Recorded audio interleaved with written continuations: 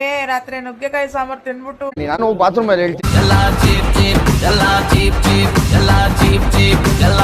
ನಮ್ ಪರಿಸ್ಥಿತಿ ಹೆಂಗಾಗೈತೆ ಅಂದ್ರೆ ಹಾಡ್ ಕೇಳಿದ ತಕ್ಷಣ ತಲೆಗೆ ಏನ್ ಬರ್ತದೋ ಅದನ್ನ ಹೇಳಂಗಿಲ್ಲ, ಒಳಗಡೆ ಏನಾದ್ರೂ ಹುಡುಕ್ಬೇಕಾಗೈತಿ. ಇಲ್ಲ ಅಂತಂದ್ರೆ ನಾವ್ ಸರಿ ಇಲ್ಲ ಅನ್ಕೊಂಡ್ಬಿಡ್ತಾರೆ. ನಮ್ ಉಪ್ಪಿ ಸರ್ ಎಲ್ಲ ಚೀಪ್ ಅಂತ ಹಾಡ್ ಹೇಳಿದ ಮೇಲೆ ನೋಟಕ್ಕೆ ಏನ್ ಅರ್ಥ ಹೇಳ್ತಾ ಇದೆ ಅಂತ ಏನಾದ್ರು ಹೇಳಕ್ ಹೋದ್ರೆ ಗುರು ನಿನ್ ಮೆಂಟಾಲಿಟಿ ಕೆಟ್ಟದು ಗುರು. ನಮ್ ಉಪ್ಪಿ ಬಾಸ್ ಆತರ ಬರೆಯಲ್ಲ, ಅವ್ರು ಬರ್ದಿರೋ ರೇಂಜೇ ಬೇರೆ, ಅವ್ರು ಬೇರೆ ಏನೋ ಹೇಳಕ್ ಹೊರಟಿದ್ದಾರೆ ಅಂತ ಹೇಳ್ತಾ ಇದ್ದಾರೆ. ಸುಮ್ಕೆ ಆದರೆ ಕಂಬ್ಲಿ ಒಳಗ ಬಿಟ್ಟಂಗ ಆಯ್ತು ನನ್ಗೆ. ಮತ್ತೆ ರಾತ್ರಿ ನುಗ್ಗೆಕಾಯಿ ಸಾಂಬಾರ್ ತಿನ್ಬಿಟ್ಟು ಎದಳಕ್ಕೆ ಆಗ್ತಲ್ಲ ನನ್ಗೆ. 1 ಗಂಟೆ ನುಗ್ಗೆಕಾಯಿ ಅದಕ್ಕೆ ನಮ್ಮ ಉಪ್ಪಿ ಸರ್ ಹೇಳಿರೋದು ಎಲ್ಲ ಚೀಪ್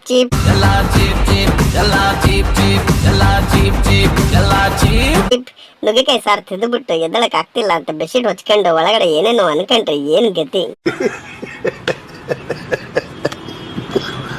ಗುರು ನಾನು ಉಪ್ಪಿ ಬಾಸ್ ಫ್ಯಾನ್, ನಾನ್ ಹಂಗೆಲ್ಲ ಹೇಳಲ್ಲ ಗುರು. ನಾನು ಹೇಳ್ತಾ ಇರೋದು ನುಗ್ಗೆಕಾಯಿ ಚೀಪ್ ರೇಟಲ್ಲಿ ಸಿಗ್ತಾ ಇದೆ, ಯೋಚನೆ ಮಾಡು, ನಾಳೆ 1-2 kg ತಗೊಂಬ, ಇನ್ನೊಂದ್ ಸ್ವಲ್ಪ ಮಾಡ್ಕೊಂಡು ತಿನ್ನು ಅಂತ ಹೇಳ್ತಾ ಇರೋದು ಅಷ್ಟೇನೆ. ಎಲ್ಲ ಚೀಪ್.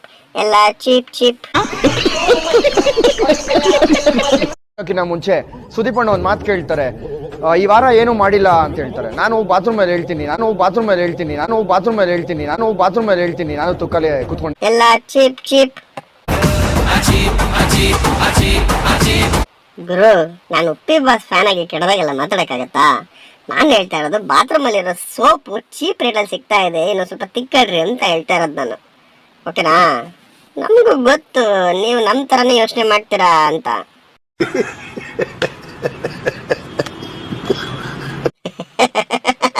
ಹೆಂಗೆ ನಾವು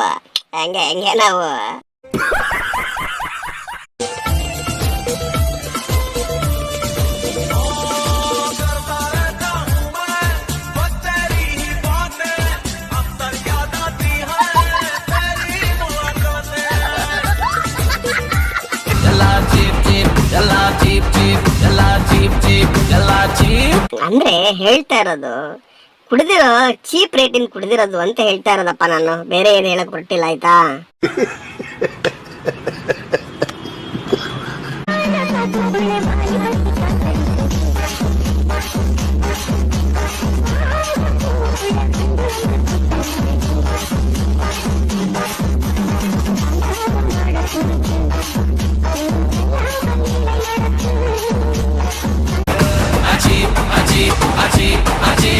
ನಾನು ಹೇಳ್ತಾ ಇರೋದು ತುಂಬಾ ಚೀಪ್ ಆಗಿ ಒಂದ್ ಕಿಸ್ ಕೊಟ್ಬಿಟ್ಟು ಎಷ್ಟು ಕೆಲಸ ಮಾಡ್ಕೊಳ್ತಾರಲ್ವಾ ಹೆಣ್ಮಕ್ಳು ಹೆಂಡತಿಯರು ಅಂತ ಹೇಳ್ತಾ ಇರೋದು ಅಷ್ಟೇನೆ. ತುಂಬಾ ಚೀಪ್ ರೇಟ್ ಅಲ್ಲಿ ಮಾಡಿಸ್ಕೊಳ್ತಾರಪ್ಪ ಅಷ್ಟೇ.